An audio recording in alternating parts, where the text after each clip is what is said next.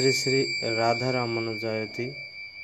জয় নিতাই, জয় গৌর হরি, জয় যশোদানন্দন শ্রী শ্রীকৃষ্ণ। শ্রী শ্রী চৈতন্য চরিতামৃতে মধ্যলীলায় অষ্টম পরিচ্ছেদ শ্রী চৈতন্য মহাপ্রভু এবং রামানন্দ রায়ের কথোপকথন। এই পরিচ্ছেদ থেকে এখন আস্বাদনের একটু চেষ্টা পাব, যদি দয়াল নিতাই চৈতন্য বলান তবে সম্ভব হতে পারে। জয় অনন্ত কোটি ব্রাহ্মণ বৈষ্ণব, জয় সাধু গুরু, জয় শ্রী গুরুদেব।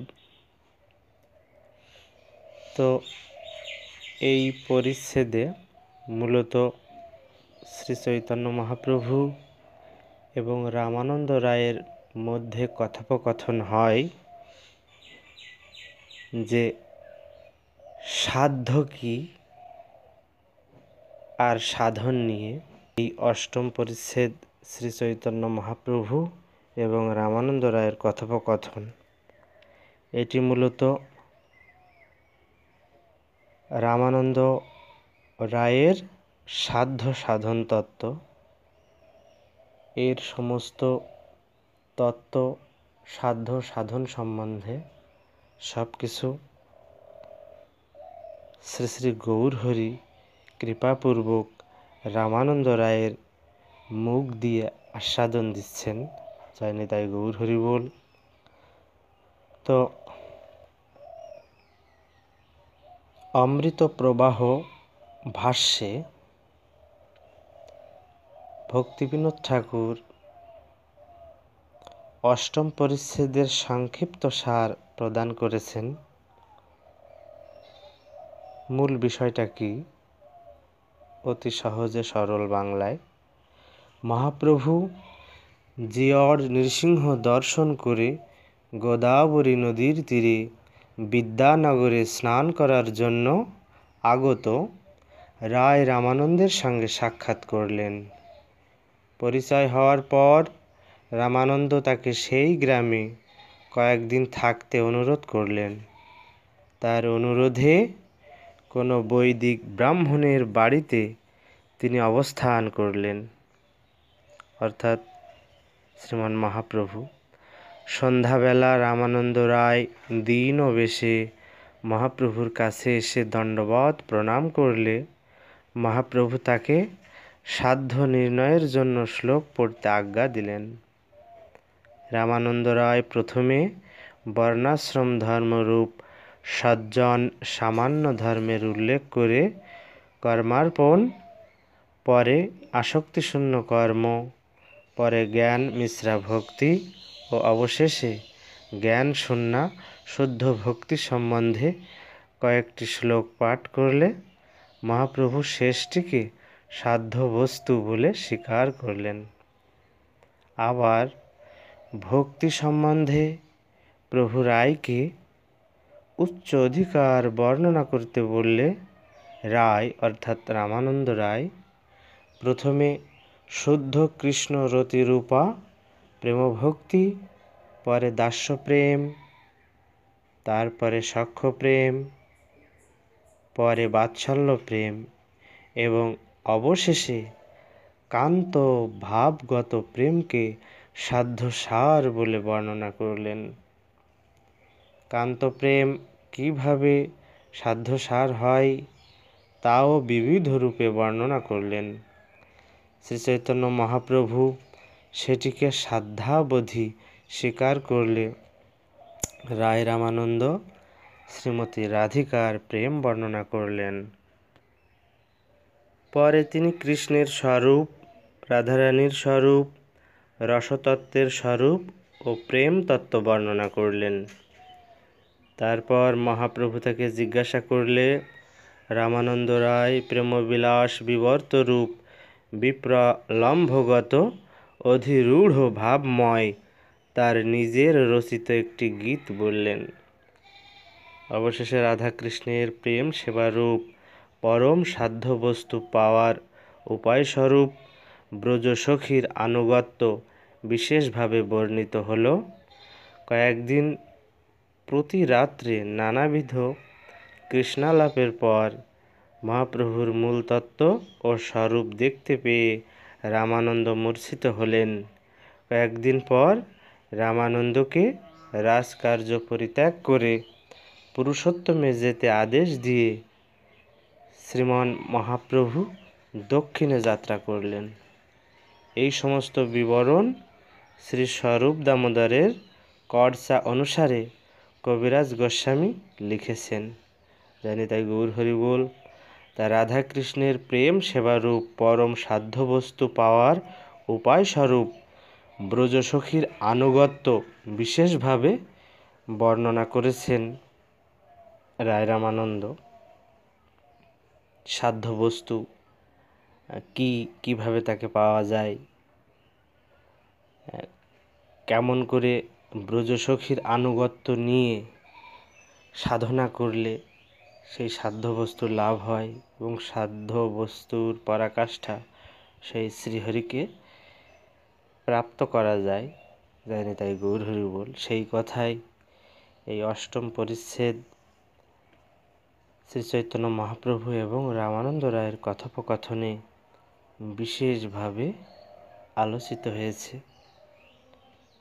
বক্তা এখানে আমাদের চর্মচক্ষুতে দেখলে দেখা যায় রামানন্দ রায়, কিন্তু আসল বক্তা শ্রীমান মহাপ্রভু। তিনি যা বলাচ্ছেন রায় রামানন্দ এই জগতে সকল জীবদের জন্য, তাই অর্থাৎ সেই সুধা পরিবেশন করছেন শ্রীমান মহাপ্রভুর কৃপা বলে। প্রভুর এক অনবদ্য লীলা। আসলে এটি রায় রামানন্দ ও সাধ্য সাধন তত্ত্ব,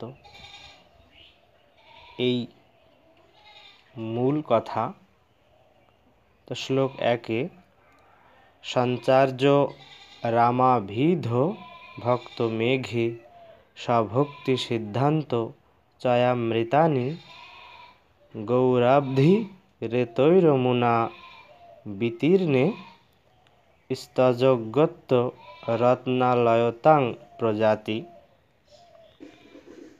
এই শ্লোকটির অর্থে বলা হচ্ছে, সিদ্ধান্ত রূপ অমৃত সমুদ্রের মতো শ্রী গৌরাঙ্গ রামানন্দ নামক ভক্ত মেঘে স্বভক্তি সিদ্ধান্তের অমৃত সঞ্চার করে তার দ্বারা বিস্তীর্ণ সেই ভক্তি সিদ্ধান্ত কর্তৃক পুনরায় স্বয়ং ভক্তি তত্ত্বজ্ঞতা রূপ সমুদ্রতা লাভ করলেন। জানি তাই গৌর হরি বল। আবার একটু বলি, সিদ্ধান্তরূপ অমৃত সমুদ্রের মতো শ্রী গৌরাঙ্গ রামানন্দ নামক ভক্ত মেঘে স্বভক্তি সিদ্ধান্তের অমৃত সঞ্চার করে তার দ্বারা বিস্তীর্ণ সেই ভক্তি সিদ্ধান্ত কর্তৃক পুনরায় স্বয়ং ভক্তি তত্ত্বজ্ঞতা রূপ সমুদ্রতা লাভ করলেন। জয় জয় শ্রী চৈতন্য, জয় নিত্যানন্দ, জয়াদ্বৈত চন্দ্র, জয় গৌর ভক্তবৃন্দ। শ্রীমান মহাপ্রভুর জয়, শ্রীমান নিত্যানন্দ প্রভুর জয়, শ্রী অদ্বৈত আচার্য প্রভুর জয় এবং মহাপ্রভুর সমস্ত ভক্তবৃন্দের জয়। জয় জয় শ্রী গুরু প্রেমানন্দে পরম করুণামৃতা নিতাই গৌর হরি বল। পূর্ব রীতে প্রভু আগে গমন করিলা, জিয়র নৃসিংহ ক্ষেত্রে কতদিনে গেলা। পূর্ব রীতি অনুসারে মহাপ্রভু এগিয়ে চললেন এবং কিছুদিন পরে তিনি জিয়র নৃসিংহ ক্ষেত্রে উপস্থিত হলেন। তো তাৎপর্যে বলা হচ্ছে, বিশাখাপত্তনের 5 মাইল দূরে একটি পাহাড়ের উপর এই জিয়র নৃসিংহ মন্দির। সেখানে সিংহাচল নামক একটি রেল স্টেশন আছে। বিশাখাপত্তনের মধ্যে এই মন্দিরটি সর্বাপেক্ষা বিখ্যাত এবং সমৃদ্ধি সম্পন্ন ও স্থাপত্য শিল্পের শ্রেষ্ঠ নিদর্শন রূপে বিরাজমান। একটি প্রস্তর ফলকে দেখা যায় যে একজন ভক্তিমতী মহিষী শ্রী বিগ্রহকে স্বর্ণমণ্ডিত করে দেন। বিশাখাপত্তন গেজেটারে তা উল্লেখ করা হয়েছে। মন্দিরের কাছে শ্রী নৃসিংহদেবের সেবকবৃন্দ ও অন্যান্য অধিবাসীরা বাস করেন। এখন শ্রীমন্দিরের সংলগ্ন অনেক যাত্রীর থাকবার স্থান ও অনেক গৃহ আছে। বিজয় বিগ্রহ আলোকময় স্থানে এবং মূল নৃসিংহ বিগ্রহ অভ্যন্তরে বিরাজমান। কয়েকজন রামানুজ সম্প্রদায়ের বৈষ্ণব বিজয়নগর রাজার অধীনে শ্রী বিগ্রহের সেবা করেন। যায়নি তাই গৌর হরি বল। তো সেই জিয়র নৃসিংহ মন্দিরের কথা হলো। শ্লোক 4-এ নৃসিংহ দেখিয়া কইল দণ্ডবৎ প্রণতি, প্রেমাবেশে কইল বহু নৃত্য গীত স্তুতি। মন্দিরে শ্রী নৃসিংহদেবের শ্রী বিগ্রহ দর্শন করে শ্রীমান মহাপ্রভু তাকে দণ্ডবৎ প্রণতি নিবেদন করলেন। নিতাই গৌর হরি বল। তারপর প্রেমাবিষ্ট হয়ে তিনি বহু নৃত্যগীত ও স্তুতি করলেন। শ্রী নৃসিংহ জয় নৃসিংহ জয় জয় নৃসিংহ, প্রহ্লাদেশ জয় পদ্মামুখ পদ্মভৃঙ্গ। শ্রী নৃসিংহদেবের জয়, প্রহ্লাদ মহারাজের ঈশ্বর শ্রী নৃসিংহদেবের জয়। ভ্রমরের মতো তিনি নিরন্তর তার বক্ষ বিলাসিনী লক্ষ্মী দেবীর মুখপদ্ম দর্শন করেন। তো লক্ষ্মীদেবী সর্বদা নৃসিংহদেবের বক্ষে বিরাজ করেন, সে কথা শ্রীমদ্ ভাগবতের দশম স্কন্ধের 87তম অধ্যায়ের প্রথম শ্লোকের টিকায় শ্রীধর স্বামী তার রচিত একটি শ্লোকে বর্ণনা করেছেন। বাগীশা যস্য বদনে লক্ষ্মীর যস্য চা বক্ষসি, যস্যাস্তে হৃদয়ে সংবিত্তং নৃসিংহং অহং ভজে। বাগদেবী সরস্বতী সর্বদা নৃসিংহদেবের সহযোগিতা করেন এবং লক্ষ্মীদেবী সর্বদা তার বক্ষে বিরাজ করেন। তিনি সর্বদা সম্বিত শক্তিতে পূর্ণ। আমি সেই শ্রী নৃসিংহদেবকে ভজনা করি। তেমনি শ্রীমদ্ ভাগবতের প্রথম স্কন্ধের প্রথম শ্লোকের ভাষ্যে শ্রীধর স্বামী নৃসিংহদেবের বর্ণনা করে বলেছেন, প্রহ্লাদ হৃদয়াহ্লাদং ভক্তা বিদ্যা বিদারণম শরদিন্দু রুচিং বন্দে পারীন্দ্র বদনং হরিম। প্রহ্লাদের হৃদয়ে আহ্লাদ প্রদানকারী, ভক্তদের অবিদ্যা নিবারণকারী শ্রী নৃসিংহদেবকে আমি বন্দনা করি। তার কৃপা শরৎকালের পূর্ণচন্দ্রের জ্যোৎস্নার মতো বিতরিত হয়। তার মুখমণ্ডল সিংহের মতো, তাকে আমি আমার সশ্রদ্ধ প্রণতি নিবেদন করি। তাই গৌর হরি বল। কেশরী যেমন উগ্র বিক্রম হওয়া সত্ত্বেও স্বীয় সন্তানদের প্রতি শান্ত এবং কোমল, নৃসিংহদেবও তেমনি হিরণ্যকশিপু প্রভৃতি অসুরদের প্রতি উগ্র হলেও প্রহ্লাদ আদি ভক্তের প্রতি অনুগ্রহ, অর্থাৎ অনুগ্রহ স্নেহপূর্ণ। প্রহ্লাদের প্রতি তার স্নেহ স্বতই প্রবাহিত হয়। এই শ্লোকটি শ্রীমদ্ ভাগবতের টিকায় 7/9/1 শ্রীধর স্বামী পাদ রচনা করেছেন। এই মতো নানা শ্লোক পড়ি স্তুতি করিল, নৃসিংহ সেবক মালা প্রসাদ আনি দিল। এইভাবে মহাপ্রভু নানা শ্লোক পাঠ করে নৃসিংহদেবের বন্দনা করলেন। তখন নৃসিংহদেবের সেবক তাকে প্রসাদী মালা এনে দিলেন। পূর্ববৎ কোনো বিপ্রে কইল নিমন্ত্রণ, সেই রাত্রি তাহার রহি করিলা গমন। আগের মতোই কোনো ব্রাহ্মণ তাকে নিমন্ত্রণ করলেন এবং সেই রাত্র মন্দিরে থেকে পরের দিন সকালে তিনি আবার যাত্রা শুরু করলেন। প্রভাতে উঠিয়া প্রভু চলিলা প্রেমাবেশে, দিক বিদিক নাহি জ্ঞান রাত্রি দিবসে। সকালে ভগবত প্রেমে আবিষ্ট হয়ে মহাপ্রভু চলতে শুরু করলেন। তার দিক বিদিক জ্ঞান ছিল না এবং রাত্রি দিবসও জ্ঞান ছিল না। পূর্ববৎ বৈষ্ণব করি সর্বলোকগণে, গোদাবরী তীরে প্রভু আইলা কতদিনে। তো পূর্বের মতো সকলকে বৈষ্ণবে পরিণত করে মহাপ্রভু আমার গোদাবরী নদীর তীরে এলেন। গোদাবরী দেখি হইল যমুনা শরণ, তীরে বর্ণ দেখি স্মৃতি হইল বৃন্দাবন। তো গোদাবরী দর্শন করে তার যমুনা স্মরণ হলো, অর্থাৎ মহাপ্রভুর মনে হলো এটি যমুনা, এবং তীরে বন দেখে তার বৃন্দাবনের কথা মনে পড়ল। সেই বনে কতক্ষণ করি নিত্য গান, গোদাবরী পার হইয়া তাহা কইল স্নান।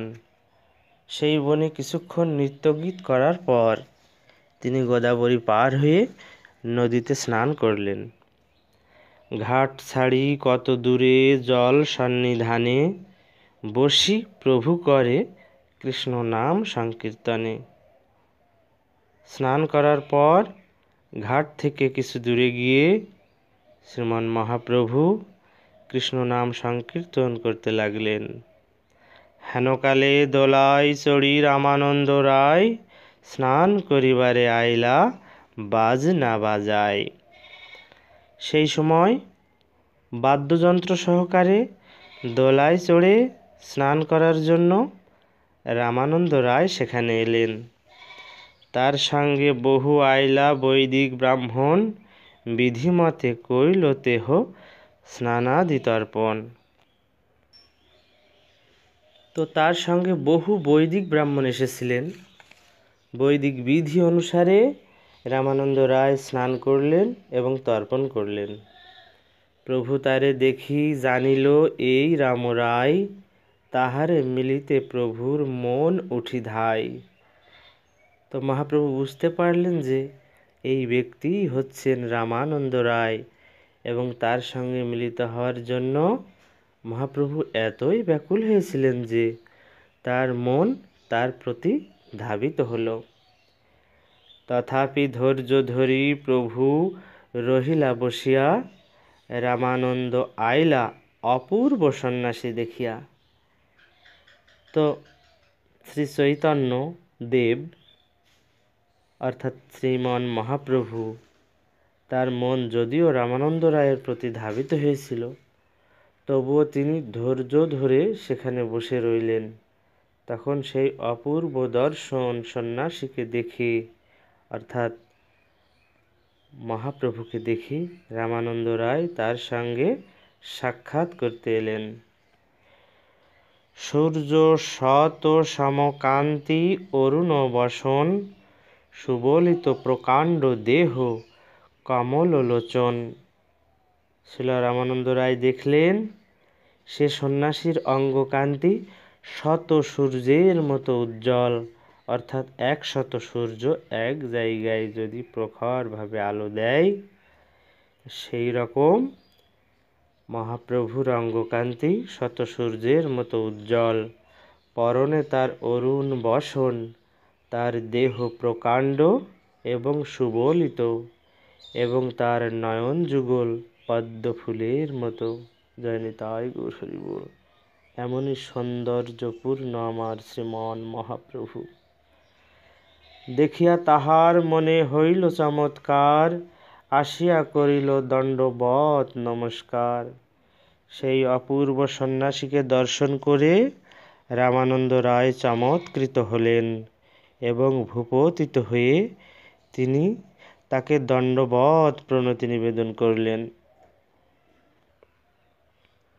উঠি প্রভু কহে উঠো, কহ কৃষ্ণ কৃষ্ণ, তারে আলিঙ্গিতে প্রভুর হৃদয় সতৃষ্ণ।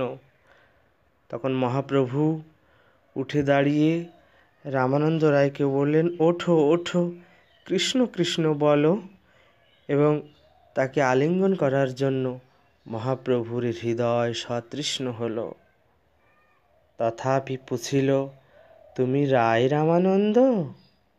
দেহ কহে, অর্থাৎ রামরায় বলছেন, সেই হও দাস শূদ্র মন্দ। মহাপ্রভু তাকে জিজ্ঞাসা করলেন, তুমি কি রায় রামানন্দ? তিনি উত্তর দিলেন, হ্যাঁ, আমি আপনার অতি মন্দ শূদ্র সেবক। তবে তারে কইল প্রভু দৃঢ় আলিঙ্গন, প্রেমাবেশে প্রভু ভৃত্য দোহে অচেতন। এই প্রেমের আবেশে, প্রেমাবেশে প্রভু এবং ভৃত্য অর্থাৎ শ্রীমন মহাপ্রভু এবং রামানন্দ রায় অচেতন হলেন, যখন কিনা মহাপ্রভু নিবিড়ভাবে রামানন্দ রায়কে আলিঙ্গন করলেন। স্বাভাবিক প্রেম দোহার উদয় করিলা, দুহা আলিঙ্গিয়া দুহে ভূমিতে পড়িলা। তখন উভয়েরই পরস্পরের প্রতি স্বাভাবিক প্রেমের উদয় হলো এবং তারা পরস্পর পরস্পরকে আলিঙ্গন করে অচেতন হয়ে ভূমিতে পড়লেন। তো শ্রীলা রামানন্দ রায় হচ্ছেন শ্রীমতী রাধা রানীর সখী বিশাখা দেবীর অবতার। সেই রাধারানীর যে প্রিয় সখীগণ ছিলেন তার মধ্যে বিশাখা দেবী, সেই তার অবতার হচ্ছেন এই রামানন্দ রায়। তো চৈতন্য মহাপ্রভু হচ্ছেন রাধা কৃষ্ণের মিলিত প্রকাশ, তাই বিশাখা দেবীর প্রতি রাধাকৃষ্ণের এবং রাধাকৃষ্ণের প্রতি বিশাখা দেবীর যে স্বাভাবিক প্রেম তারই উদয় হল। স্তম্ভ সেদ অশ্রু কম্প পুলক বৈবর্ণ, দুহার মুখেতে শুনি গদ গদ কৃষ্ণবর্ণ। তারা যখন এইভাবে পরস্পর পরস্পরকে আলিঙ্গন করলেন, তখন স্তম্ভ সেদ অশ্রু কম্প পুলক বৈবর্ণ ইত্যাদি সাত্ত্বিক বিকার সমূহ দুজনের অঙ্গেই দেখা দিল এবং দুজনেরই মুখে গদগদ স্বরে কৃষ্ণ নাম উচ্চারিত হতে লাগলো। নিতাই গৌর হরি বল। দেখিয়া ব্রাহ্মণগণের হইল চমৎকার, বৈদিক ব্রাহ্মণ সব করেন বিচার। তা দেখে বৈদিক ব্রাহ্মণেরা চমৎকৃত হয়ে গেলেন এবং তারা সকলেই তখন বিচার করতে লাগলেন, এই তো সন্ন্যাসীর তেজ দেখি ব্রহ্ম সম, শূদ্রে আলিঙ্গিয়া কেনে করেন ক্রন্দন। আমরা দেখতে পাচ্ছি যে এই সন্ন্যাসীর তেজ ব্রহ্ম জ্যোতির মতো, কিন্তু শূদ্রকে আলিঙ্গন করে কেন তিনি ক্রন্দন করছেন? এই মহারাজ মহাপণ্ডিত গম্ভীর, সন্ন্যাসীর স্পর্শে মত্ত হইলা অস্থির। আর এই মহারাজ রামানন্দ রায় তিনি মহাপণ্ডিত এবং গম্ভীর, কিন্তু এই সন্ন্যাসীকে স্পর্শ করে কেন তিনি এইভাবে উন্মত্ত এবং অস্থির হলেন? এই মতো বিপ্রগণ ভাবে মনে মন, বিজাতীয় লোক দেখি প্রভু কইল সম্বরণ। তো মহাপ্রভু এবং রামানন্দ রায়ের আচরণ দর্শন করে বৈদিক ব্রাহ্মণেরা যখন এইভাবে চিন্তা করছিলেন, তখন বিজাতীয় লোক দেখে মহাপ্রভু তার ভাব সম্বরণ করলেন। কোন ভাব সংবরণ করলেন? রামানন্দ রায় মহাপ্রভুর সঙ্গে অতি অন্তরঙ্গভাবে সম্পর্কিত ছিলেন, তাই মহাপ্রভু তাকে স্বজাতীয় রূপে গ্রহণ করেছিলেন। কিন্তু সেই ব্রাহ্মণেরা ছিলেন বৈদিক কর্মকাণ্ডের অনুগামী, তাই মহাপ্রভুর অন্তরঙ্গ ভক্ত হওয়া তো দূরে থাকুক, তারা শুদ্ধ ভক্তও ছিলেন না। সুতরাং তারা বিজাতীয় অর্থাৎ অভক্ত। কেউ অত্যন্ত বিদ্বান ব্রাহ্মণ হতে পারেন, কিন্তু তিনি যদি ভগবানের শুদ্ধ ভক্ত না হন তাহলে তিনি বিজাতীয়, অর্থাৎ ভগবান তাদের আপনজন বলে গ্রহণ করেন না। মহাপ্রভু এবং রামানন্দ রায় যদিও ভাবাবিষ্ট হয়ে পরস্পরকে আলিঙ্গন করছিলেন, তবুও কিন্তু সেই বিজাতীয় ব্রাহ্মণদের দেখে মহাপ্রভু তার অপ্রাকৃত ভাব সংবরণ করলেন, অর্থাৎ সেই গোলকের যে অপ্রাকৃত ভাব সেটিকে তিনি থামিয়ে দিলেন। সুস্থ হইয়া দুহে সেই স্থানেতে বসিলা, তবে হাসি মহাপ্রভু কহিতে লাগিলা। তো সুস্থ হয়ে তারা দুজনে সেখানে বসলেন এবং মৃদু হেসে মহাপ্রভু তখন বললেন, সার্বভৌম ভট্টাচার্য কহিল তোমার গুণে, তোমারে মিলিতে মোরে করিল যতনে। সার্বভৌম ভট্টাচার্য আমাকে তোমার গুণের কথা বলেছেন এবং তোমার সঙ্গে সাক্ষাৎ করার জন্য আমাকে বারবার অনুরোধ করেছেন। তোমা মিলিবারে মোর এথা আগমন, ভালো হইল অনায়াসে পাইলু দর্শন। তোমার সঙ্গ করার জন্যই আমি এখানে এসেছি, ভালো হলো যে অনায়াসে তোমার দর্শন পেলাম, মহাপ্রভু বলছেন। রায় কহে, সার্বভৌম করে ভৃত্য জ্ঞান, পরোক্ষেহ মোর হিতে হয় সাবধান। তো রামানন্দ রায় উত্তর দিলেন, সার্বভৌম ভট্টাচার্য আমাকে তার অনুগত সেবক বলে মনে করেন, তাই আমার অনুপস্থিতিতেও আমার মঙ্গল সাধনের জন্য তিনি সচেতন। তার কৃপায় পাইনু তোমার দর্শন, আজি সফল হইল মোর মনুষ্য জনম। তার কৃপায় আজ আমি আপনার দর্শন পেলাম, তাই আজ আমার মনুষ্য জন্ম সফল হলো। সার্বভৌমে তোমার কৃপা, তার এই চিহ্ন, অস্পৃশ্য স্পর্শিলে হয়া তার প্রেমাধীন। সার্বভৌম ভট্টাচার্যকে যে আপনি কত কৃপা করেন, এটি তারই চিহ্ন। তার প্রেমাধীন হয়ে আজ আপনি অস্পৃশ্যকে স্পর্শ করলেন। কাহা তুমি সাক্ষাৎ ঈশ্বর নারায়ণ, কাহা মুই রাস সেবী বিষয়ী শূদ্রাধম। আপনি পরমেশ্বর ভগবান, সাক্ষাৎ নারায়ণ, আর আমি রাজার সেবক শূদ্রের ও অধম বিষয়ী।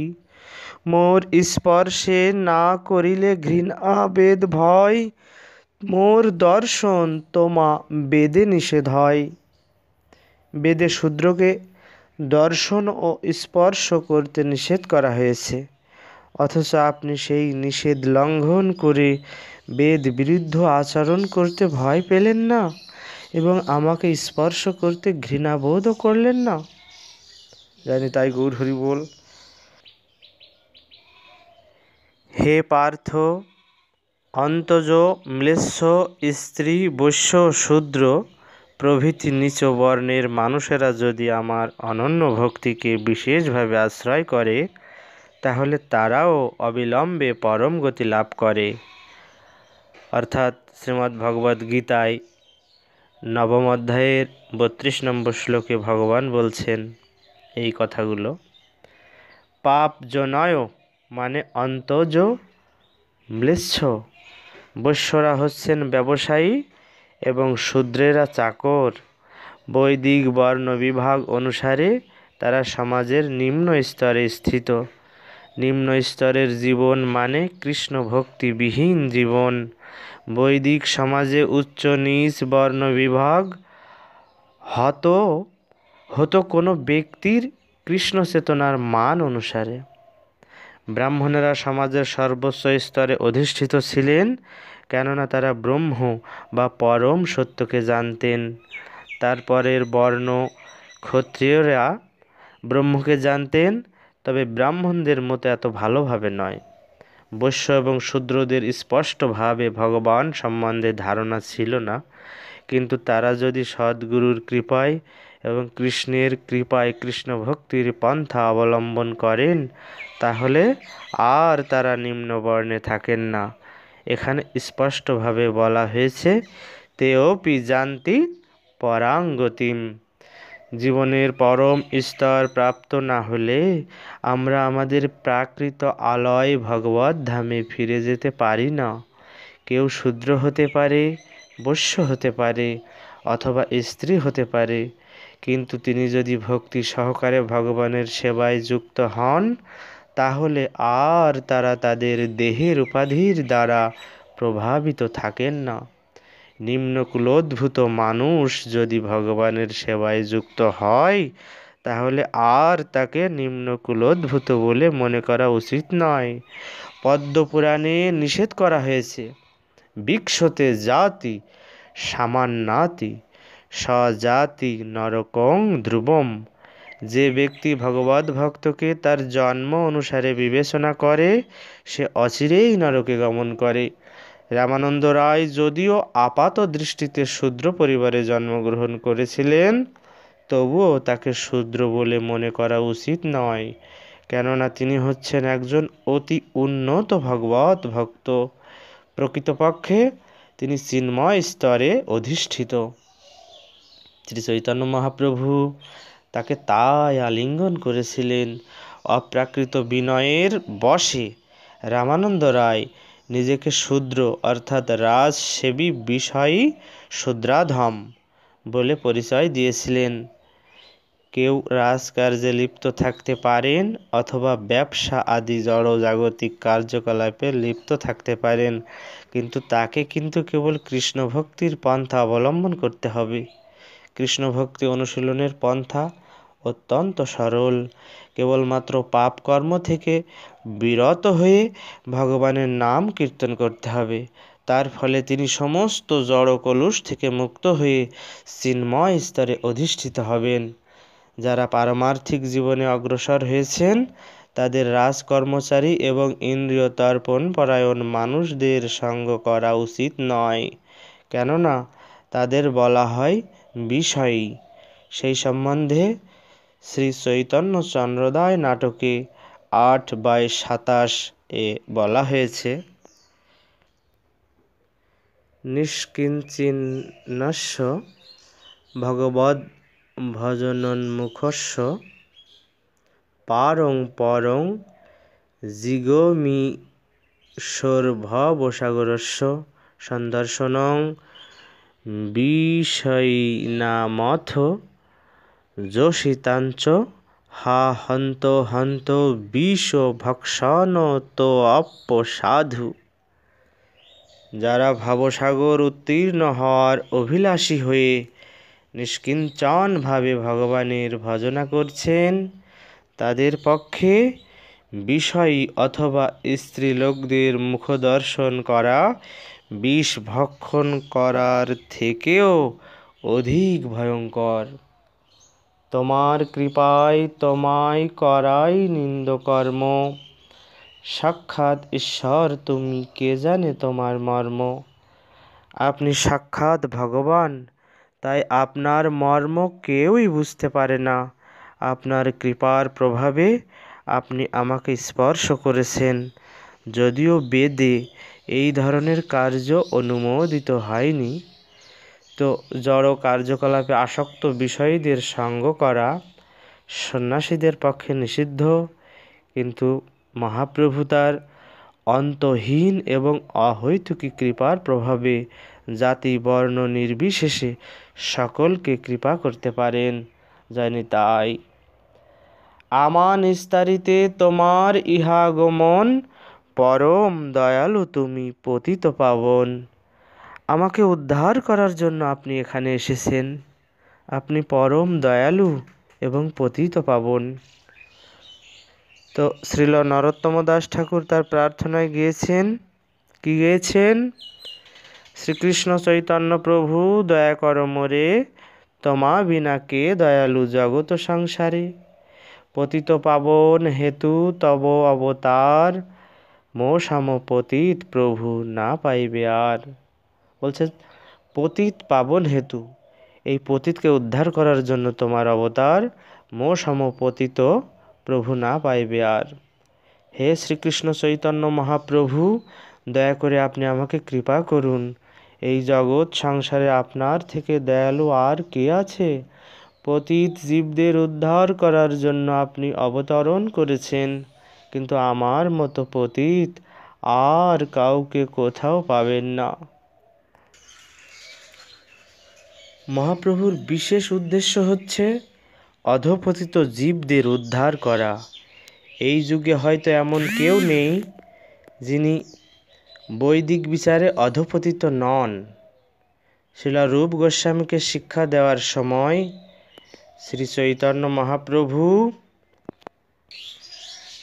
তথাকথিত বৈদিক ধর্ম অনুশীলনকারীদের বর্ণনা করে বলেছেন, বেদনিষ্ঠ মধ্যে অর্ধেক বেদ মুখে মানে, বেদ নিষিদ্ধ পাপ করে ধর্ম নাহি গণে। চৈতন্য চরিতামৃত মধ্যলীলার 19 পরিচ্ছেদে 146 নম্বর শ্লোকে বলা হয়েছে, তথাকথিত বেদের নির্দেশের অনুগামীরা কেবল বেদ মুখে মানে, কিন্তু তাদের আচার আচরণ বেদ বিরুদ্ধ। এইটি হচ্ছে কলিযুগের লক্ষণ।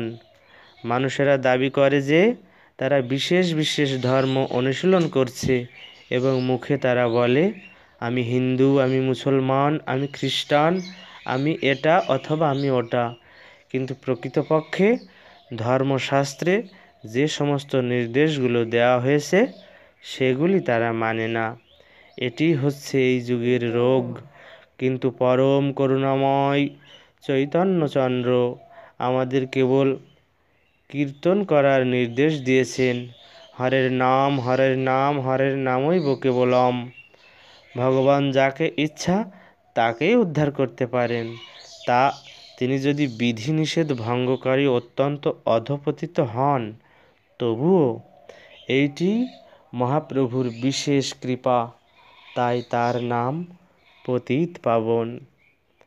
মহান্ত স্বভাব এই তারিতে পামর, নিজ কার্য নাহি তবু যান তার ঘর। মহান্তের স্বভাবই হচ্ছে পতিতদের উদ্ধার করা, তাই তাদের নিজেদের কোনো প্রয়োজন না থাকলেও তারা মানুষদের বাড়িতে যান। সন্ন্যাসীকে দ্বারে দ্বারে ভিক্ষা করতে হয়, তিনি তার উদর পূর্তির জন্য ভিক্ষা করেন না। তার ভিক্ষা করার প্রকৃত উদ্দেশ্য হচ্ছে গৃহস্থদের কৃষ্ণ ভক্তি প্রদান করা। সমাজের সর্বোচ্চ স্তরে অধিষ্ঠিত যে সন্ন্যাসী, তিনি কেন এইভাবে ভিক্ষাবৃত্তি অবলম্বন করেন? তা কি কেবল ভিক্ষা করার জন্য?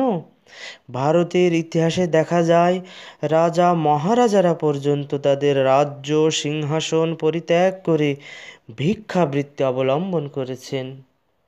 শিলারূপ গোস্বামী এবং সনাতন গোস্বামী ছিলেন রাজমন্ত্রী, কিন্তু তারা চৈতন্য মহাপ্রভুর বাণী প্রচারের জন্য স্বেচ্ছায় ভিক্ষুকের জীবন গ্রহণ করেছিলেন। তাদের সম্বন্ধে বলা হয়েছে, ত্যক্তা তুর নম শেষ মণ্ডলপতি শ্রেণীং সদা তুচ্ছবৎ, ভূত্তা দীন গণেশকৌ করুণয়া কৌপিন কণ্ঠাশ্রিতৌ। যদিও তারা ছিলেন রাজার মতো সম্ভ্রান্ত, কিন্তু মহাপ্রভুর নির্দেশ অনুসারে অধঃপতিত মানুষদের কৃপা করার জন্য তারা কৌপিন ও কণ্ঠা আশ্রয় করেছিলেন। যারা কৃষ্ণ ভাবনার অমৃত প্রচার করেন, বুঝতে হবে যে তারা চৈতন্য মহাপ্রভুর আশ্রিত জন এবং তারই দ্বারা পরিচালিত। তারা প্রকৃতপক্ষে ভিক্ষুক নয়। তাদের প্রকৃত উদ্দেশ্য হচ্ছে অধঃপতিত জীবদের উদ্ধার করা। তাই তারা দ্বারে দ্বারে গিয়ে কৃষ্ণ ভক্তি গ্রন্থ বিতরণ করতে পারেন, যাতে সেগুলি পাঠ করে আপামর জনসাধারণ যথার্থ জ্ঞান লাভ করতে পারেন। পূর্বে সন্ন্যাসী এবং ব্রহ্মচারীরা দ্বারে দ্বারে গিয়ে ভিক্ষা করতেন। বিশেষ করে পাশ্চাত্যের দেশগুলিতে কেউ ভিক্ষা করলে পুলিশ গ্রেপ্তার করে। তো বিশেষ করে পাশ্চাত্য দেশগুলিতে কি হয়? কেউ ভিক্ষা করলে পুলিশ গ্রেপ্তার করে। পাশ্চাত্যের দেশগুলিতে ভিক্ষা করা অপরাধ। কৃষ্ণ ভাবনামৃত আন্দোলনের সদস্যদের ভিক্ষা করার কোনো প্রয়োজন নেই। তারা কৃষ্ণ ভক্তি বিষয়ক গ্রন্থাবলী দ্বারে দ্বারে পৌঁছে দেওয়ার জন্য কঠোর পরিশ্রম করে, যাতে সেগুলি পাঠ করে মানুষ লাভবান হতে পারে। তবে সেজন্য কেউ যদি তাদের কিছু দান করে, তা তারা প্রত্যাখ্যান করে না। তো এখানে ভিক্ষার কথা বলা হয়েছে। বৈষ্ণব হলে ভিক্ষায় কোনো লজ্জা নেই বা ভয় নেই বা খারাপ ভাবনার কিছু নেই।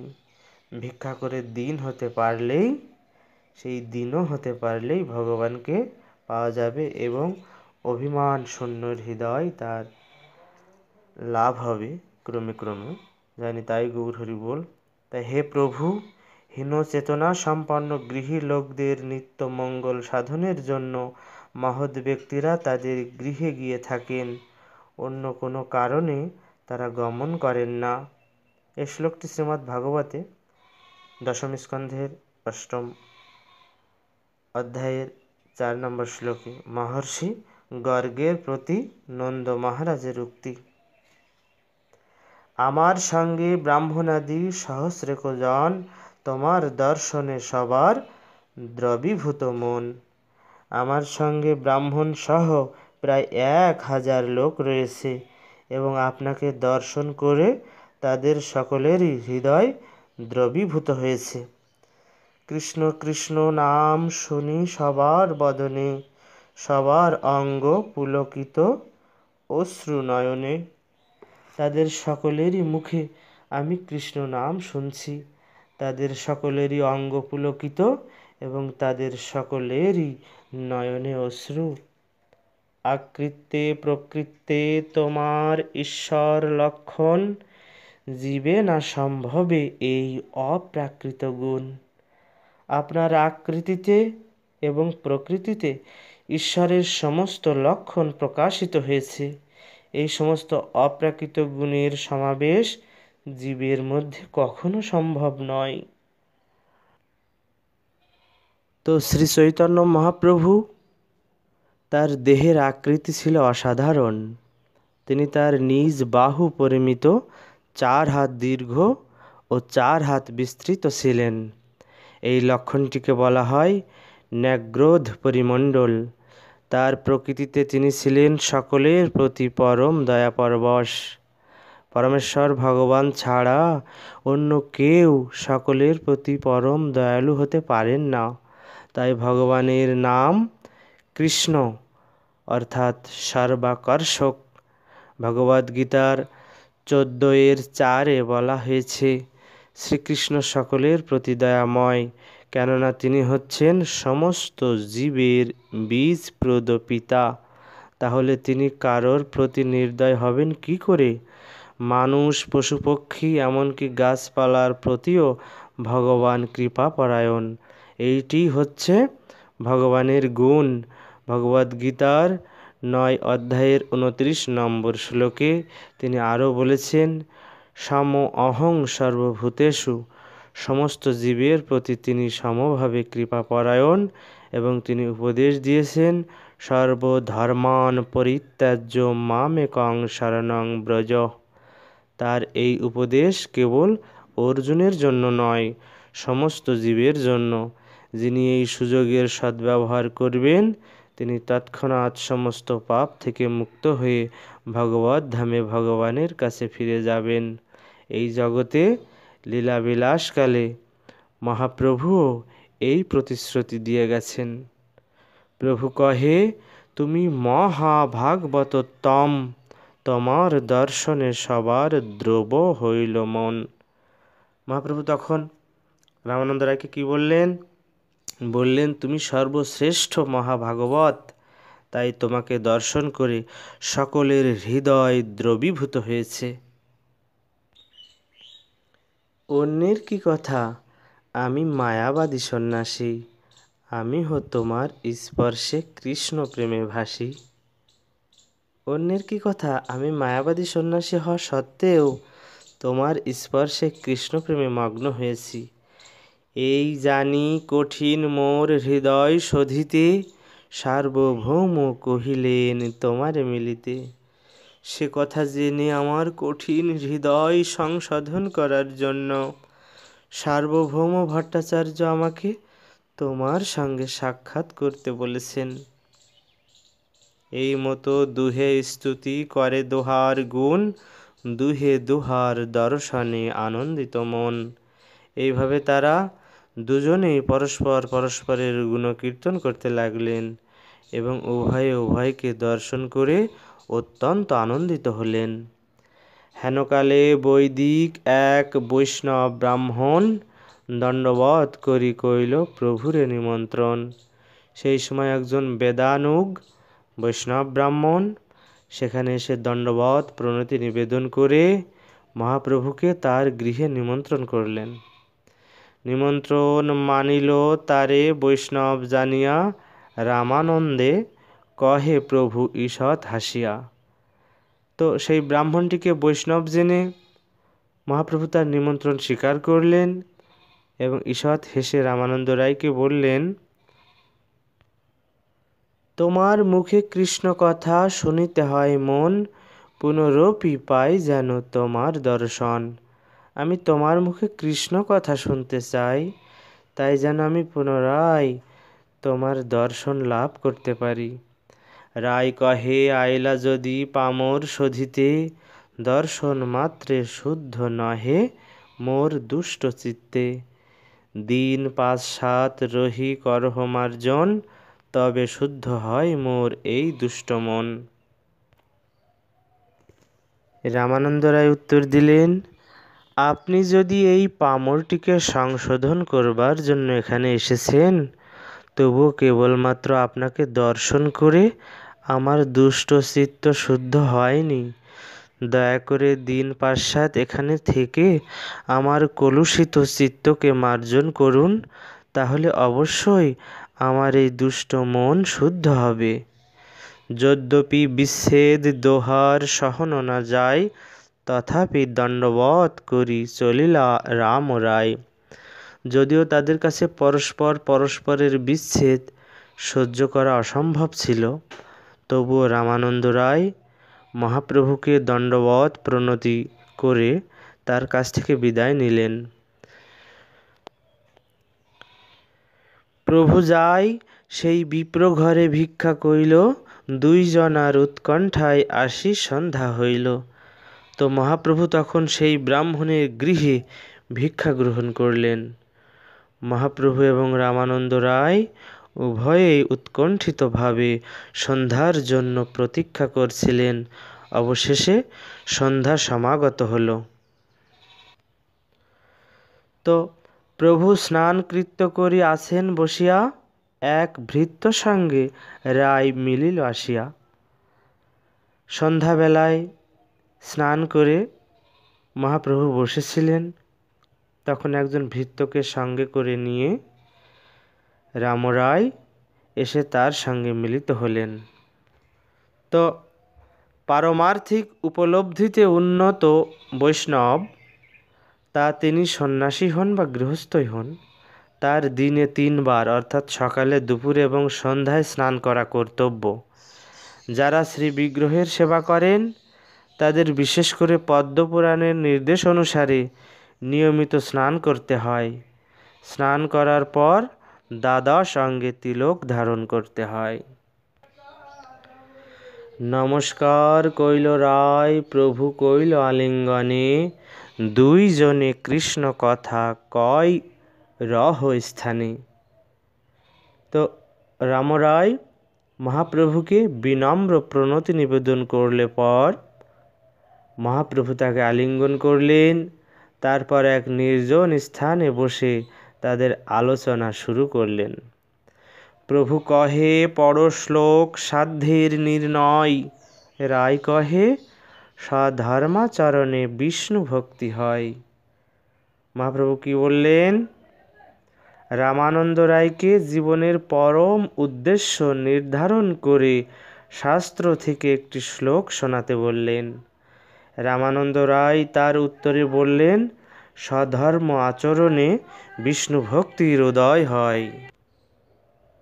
বর্ণাশ্রমাচারবতা পুরুষেণ পরঃ পুমাन्, বিষ্ণুরারাধ্যতে পন্থা নান্যতত্ত্বস্য কারণম।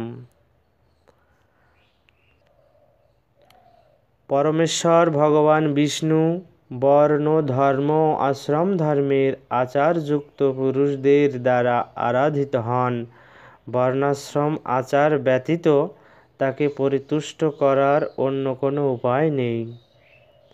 এই শ্লোকটি বিষ্ণু পুরাণ 3/8/9 থেকে উদ্ধৃত।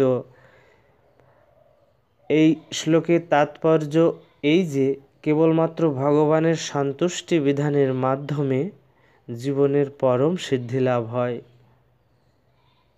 শ্রীমদ্ ভাগবতেও বলা হয়েছে, হে দ্বিজশ্রেষ্ঠ, বর্ণাশ্রম বিভাগ অনুসারে স্বধর্ম আচরণ করার মাধ্যমে ভগবান শ্রীহরির সন্তুষ্টি বিধান করাই জীবনের পরম সিদ্ধি। সকলেরই কর্তব্য হচ্ছে তার বিশেষ প্রবণতা অনুসারে স্বধর্ম আচরণ করা, স্বীয় স্বভাব অনুসারে নির্ণীত বর্ণ ধর্ম ও অবস্থা অনুসারে নির্ণীত আশ্রম ধর্ম পালন করলে ভগবান বিষ্ণু সন্তুষ্ট হন। ব্রাহ্মণ, ক্ষত্রিয়, বৈশ্য, শূদ্র এই 4টি বর্ণ, প্রতিটি বর্ণের যে ধর্ম শাস্ত্রে নির্ণীত আছে তা আচরণ করে মানুষ জীবনযাত্রা নির্বাহ করবে। ব্রহ্মচর্য, গার্হস্থ্য, বানপ্রস্থ এবং সন্ন্যাস এই 4টি আশ্রম। প্রত্যেকেই নিজ নিজ আশ্রম বিহিত ধর্মাচরণ করে ভগবানকে সন্তুষ্ট করবে। কেউ যদি এই কর্তব্যের অবহেলা করে তাহলে সে ব্যভিচারী হয় এবং নরকগামী হয়। প্রকৃতপক্ষে আমরা দেখতে পাই যে বিভিন্ন মানুষ বিভিন্ন রকম কর্মে লিপ্ত, তাই তাদের কর্ম অনুসারে তাদের বিভিন্ন শ্রেণীতে বিভক্ত করা প্রয়োজন। জীবনের পরম সিদ্ধি লাভের জন্য ভগবত ভক্তিকে জীবনের কেন্দ্ররূপে গ্রহণ করতে হয়।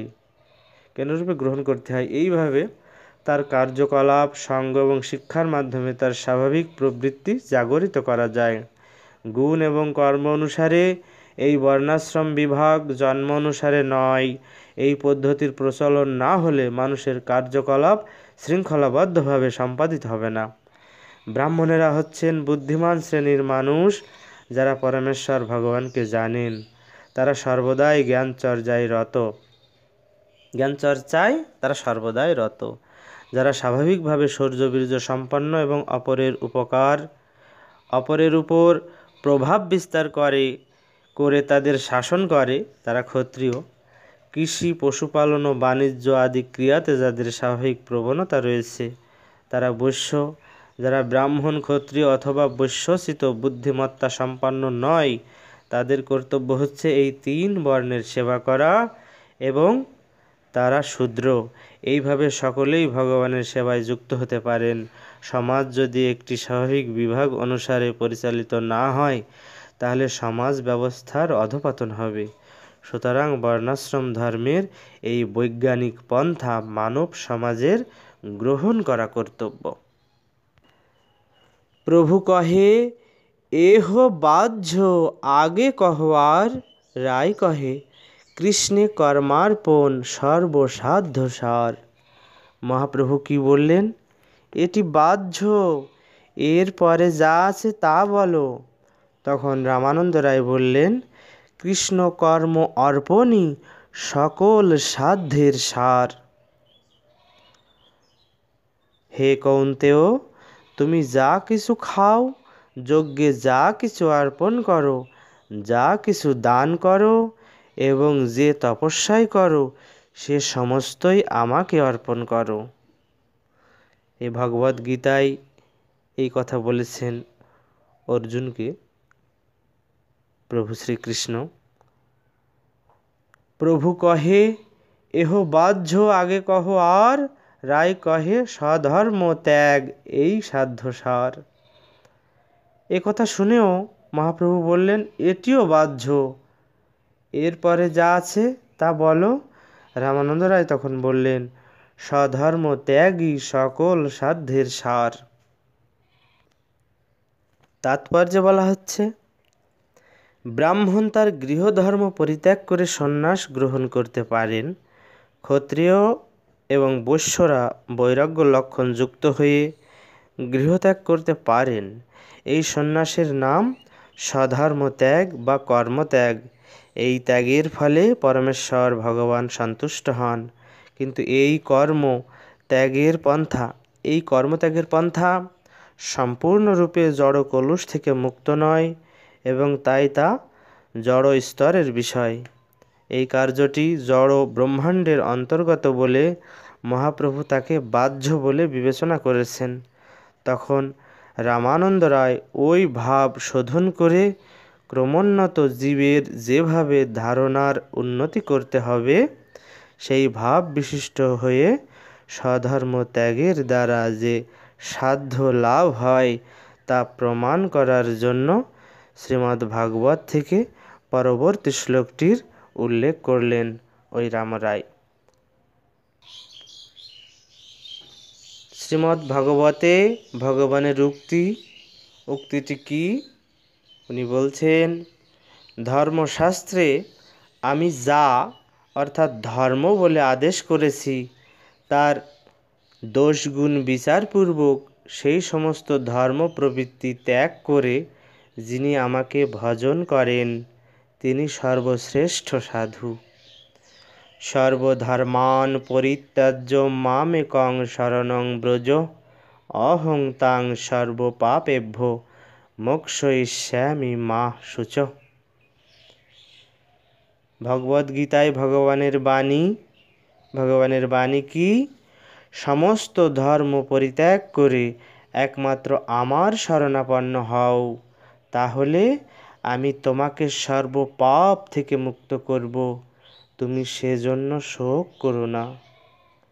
এই সম্পর্কে শ্রীল রঘুনাথ দাস গোস্বামী তার মনোশিক্ষায় কি বলে দিয়েছেন, কি নির্দেশ করেছেন? না ধর্মং শ্রুতি গণ নিরুক্তং কিল কুরু ব্রজে রাধা কৃষ্ণ প্রচুর পরিচর্যাং ইহতনু। বেদের নির্দিষ্ট ধর্ম বা অধর্ম আচরণ করার প্রয়োজন নেই। সর্বশ্রেষ্ঠ পন্থা হচ্ছে নিরন্তর শ্রী রাধাকৃষ্ণের সেবায় যুক্ত হওয়া। এইটি হচ্ছে জীবনের সর্বশ্রেষ্ঠ সিদ্ধি। তেমনি শ্রীমদ্ ভাগবতে 4th স্কন্ধের 29 অধ্যায়ে 46 নম্বর শ্লোকে নারদ মুনি বলেছেন, যদা যস্যানুগৃহ্ণাতি ভগবানাত্মভাবিত স জহাতি মতিং লোকে বেদে চ পরিনিষ্ঠিতাম। কেউ যখন পরমেশ্বর ভগবানের প্রেমময়ী সেবায় যুক্ত হন তখন তিনি সর্বপ্রকার জাগতিক ধর্ম এমনকি বৈদিক শাস্ত্রের নির্দেশিত সমস্ত ধর্ম পরিত্যাগ করেন। এইভাবে তিনি ভগবানের প্রেমময়ী সেবায় নিষ্ঠাপরায়ণ হন। প্রভু কহে, এহ বাহ্য আগে কহ আর, রায় কহে জ্ঞান মিশ্রা ভক্তি সাধ্যসার। এই কথা শুনেও মহাপ্রভু কি বললেন? এও বাহ্য, বাইরের কথা, এর ওপরে যা আছে তা বলো। রামানন্দ রায় তখন বললেন, জ্ঞান মিশ্রা ভক্তিকে সাধ্যসার বলা যায়। তো তাৎপর্য এই, অবৈদিক মনোধর্ম প্রসূত জ্ঞান মিশ্রিত ভক্তি অবশ্যই শুদ্ধ ভক্তি নয়। তাই সরস্বতী ঠাকুর মহোদয় তার অনুভাষ্যে বলেছেন যে বেদ বিধির অনুগমনে আত্ম উপলব্ধির স্তর বদ্ধ ও মুক্ত অবস্থার মধ্যবর্তী নিষ্ক্রিয় স্তর। এই স্থানটি জড়জগতের অতীত বিরজা নদীতে। সেখানে জড়জগতের 3টি গুণ প্রশমিত অথবা সাম্য বা অব্যক্ত অবস্থায় রয়েছে, কিন্তু চিৎ জগতে চিৎ শক্তি বা অন্তরঙ্গা শক্তি প্রকাশিত। সেই স্থান বৈকুণ্ঠ লোক নামে পরিচিত, অর্থাৎ সেখানে কোনো কুণ্ঠা নেই। তাই তার নাম বৈকুণ্ঠ। এই জড় জগৎকে বলা হয় ব্রহ্মাণ্ড। এই জড় জগৎ ভগবানের বহিরঙ্গা শক্তি থেকে সৃষ্ট। অন্তরঙ্গা শক্তি থেকে প্রকাশিত বৈকুণ্ঠ ও বহিরঙ্গা শক্তি থেকে প্রকাশিত ব্রহ্মাণ্ড, এই দুইয়ের মাঝখানে ব্রহ্মলোক ও বিরজা নদী।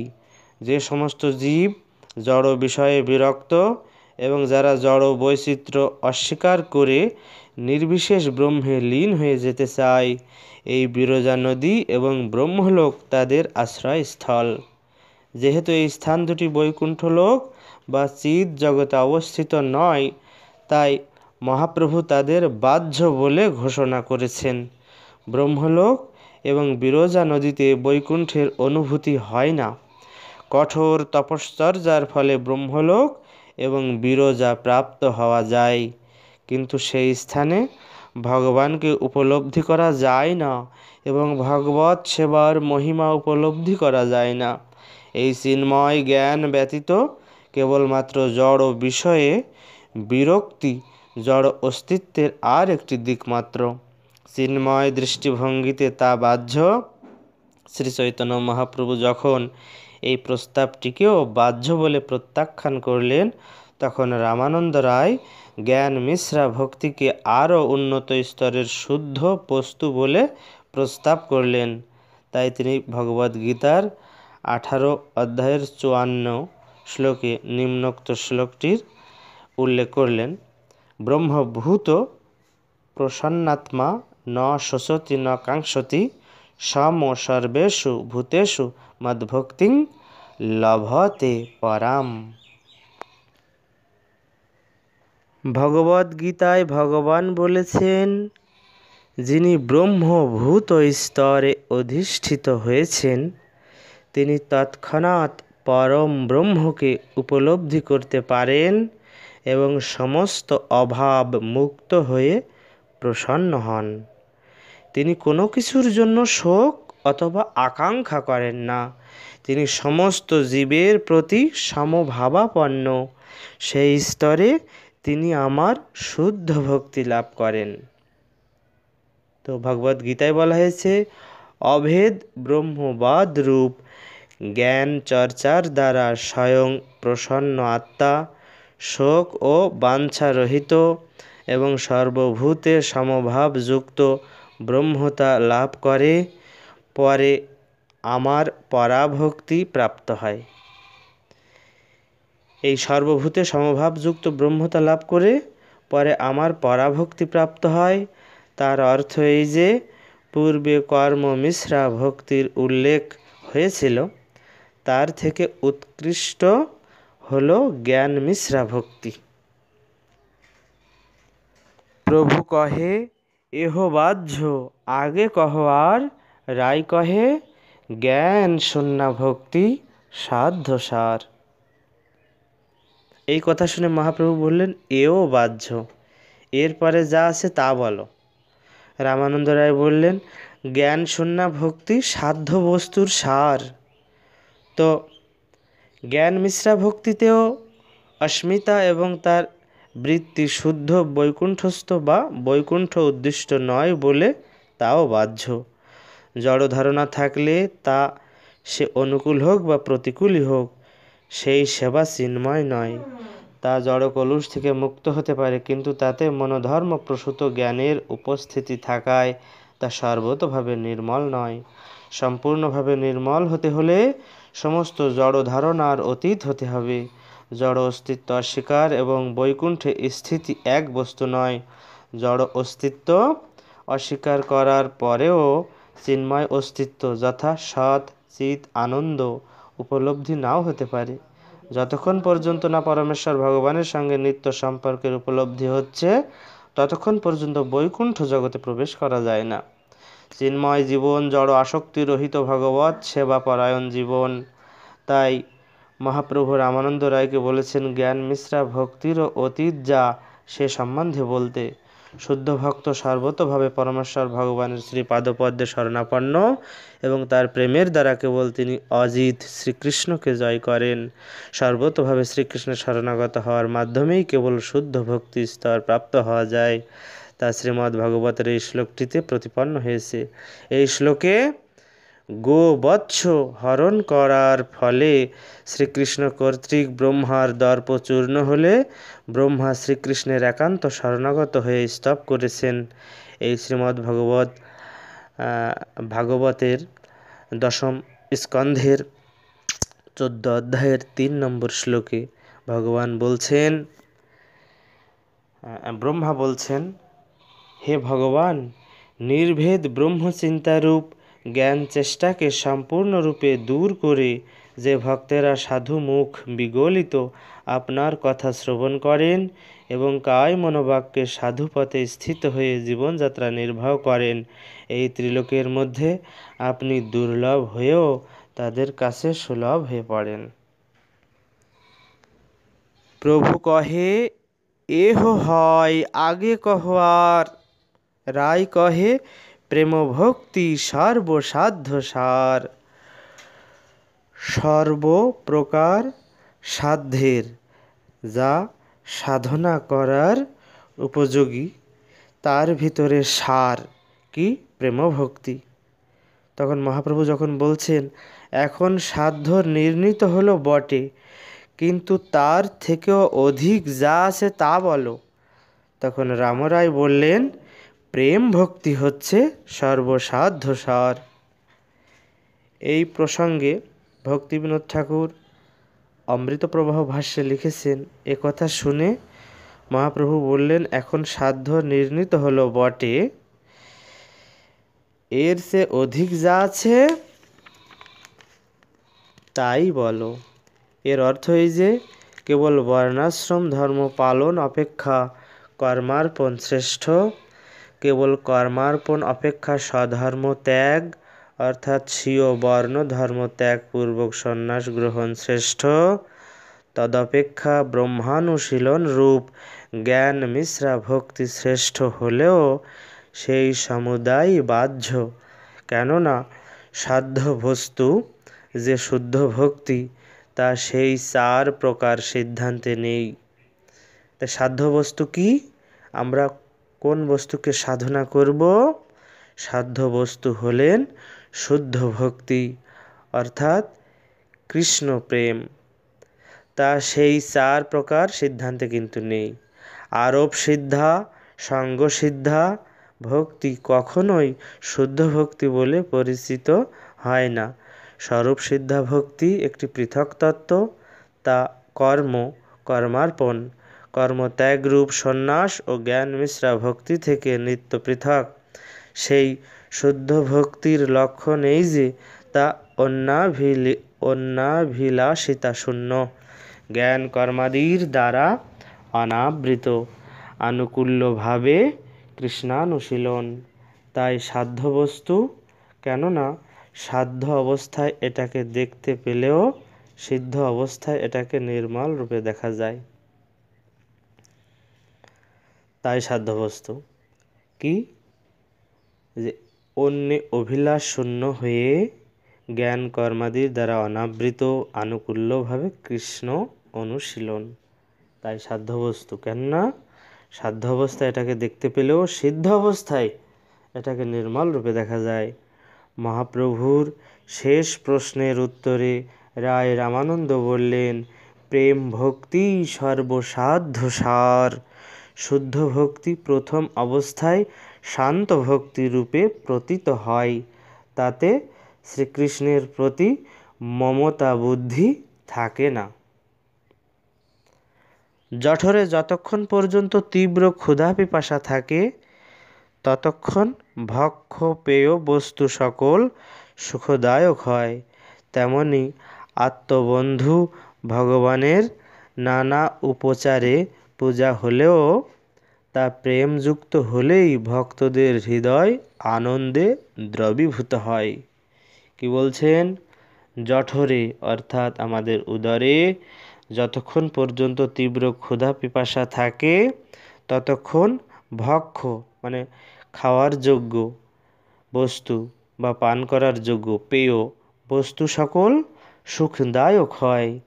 তেমনি আত্মবন্ধু ভগবানের নানা উপচারে পূজা হলেও তা প্রেমযুক্ত হলেই ভক্তদের হৃদয় আনন্দে দ্রবীভূত হয়। তাছাড়া প্রেমযুক্ত না হলে কিন্তু অতটা সুন্দর হবে না, হৃদয় আনন্দে দ্রবীভূত হবে না। তো কোটি কোটি জন্ম জন্মান্তরের সুকৃতির দ্বারাও যা পাওয়া যায় না, অথচ লোভরূপ একটি মূল্য দিয়ে যা পাওয়া যায় সেই কৃষ্ণ ভক্তি রস ভাবিতা মতি, যেখানেই পাও অবিলম্বে তা ক্রয় করে নাও। কি বলছেন? কোটি কোটি জন্ম জন্মান্তরের স্বীকৃতির দ্বারাও যা পাওয়া যায় না, অথচ লোভরূপ একটি মূল্য দিয়ে যা পাওয়া যায় সেই কৃষ্ণ ভক্তি রস ভাবিতা মতি, যেখানেই পাও অবিলম্বে তা ক্রয় করে নাও।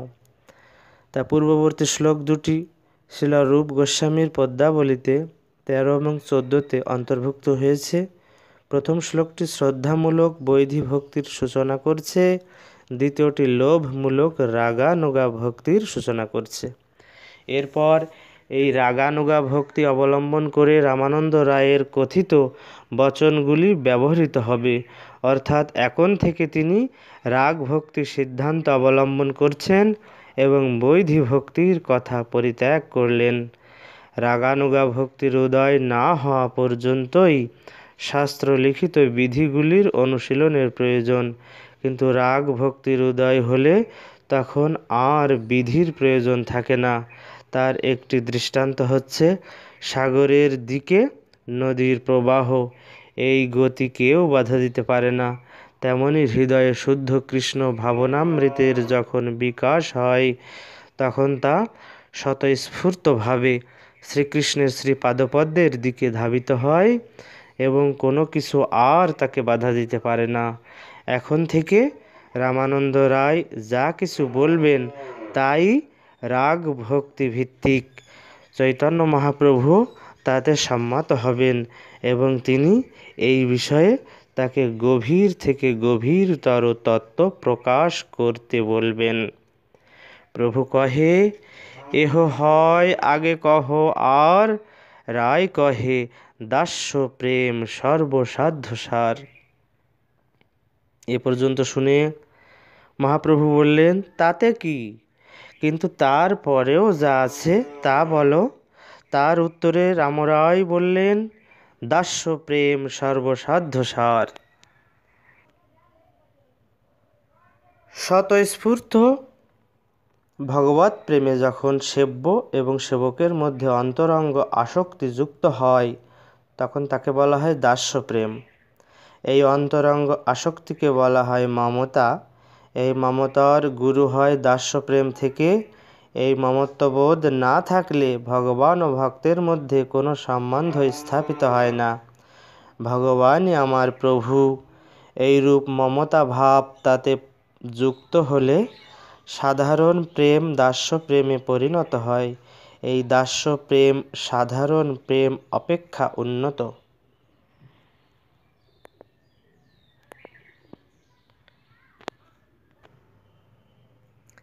যার নাম শ্রবণ করা মাত্রই নির্মল হওয়া যায়, সেই তীর্থপদ ভগবানের যারা দাস, তাদের কি আর অপ্রাপ্য থাকে?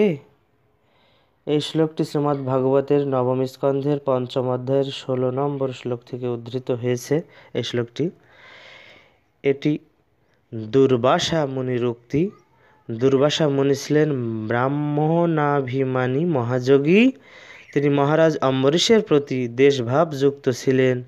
তিনি যখন তার যোগ শক্তির প্রভাবে অম্বরীশ মহারাজকে শাস্তি দিতে যান তখন ভগবানের সুদর্শন চক্র তাকে পীড়ন করতে থাকে। অবশেষে মহাভাগবত অম্বরীশের প্রার্থনার ফলে তা নিবৃত্ত হয়। তা দেখে দুর্বাসার জাতিবুদ্ধি দূরীভূত হয় এবং তিনি শুদ্ধ ভক্ত ও ভগবানের এইভাবে স্তুতি করেন, ভগবানের দিব্য নাম শ্রবণ করা মাত্রই জীব নির্মল হয়। সেই তীর্থপদ ভগবান তার ভক্তদের প্রভু এবং তার আশ্রিত ভক্তেরা স্বাভাবিকভাবে তার সমস্ত ঐশ্বর্য প্রাপ্ত হন। জয় নিতাই গৌর হরি বল। আপনার নিরন্তর সেবার দ্বারা অন্য মনোরথ নিঃশেষিত হয়ে প্রশান্তভাবে আমি কবে আপনার নিত্য কিঙ্কর বলে নিজেকে জেনে আপনার দাসত্ব স্বীকার করে আনন্দে উৎফুল্ল হব?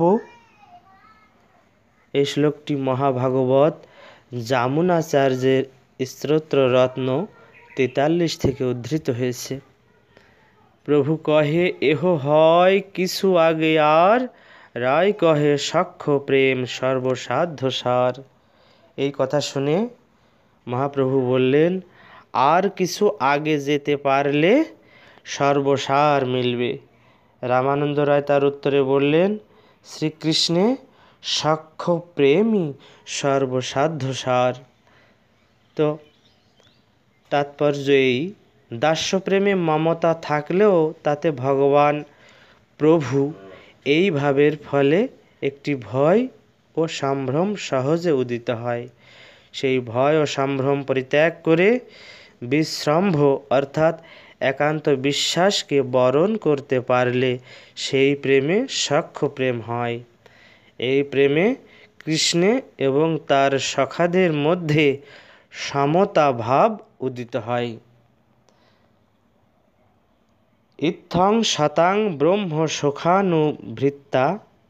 ব্রহ্মসুখানুভূতা দাস্যঙ্গতানাং পরদৈবতেন মায়াশ্রিতানাং নরোদারকেন সার্ধং বিজহ্র কৃত পুণ্যপুঞ্জা।